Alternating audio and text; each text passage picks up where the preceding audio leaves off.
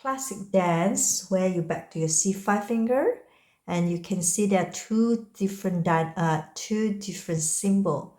One, you can see there's two different symbol. One is the legato slur, and one is the dot where you need to tap. Start from left hand C, and it's all space and line, so you skip.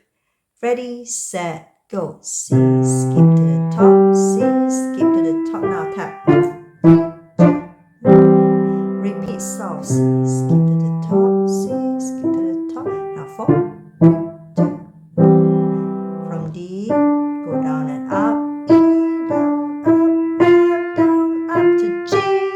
Left hand, C, skipping. Right, skipping from 4, 3, 2, 1. When you play with teacher's duet, you play as written.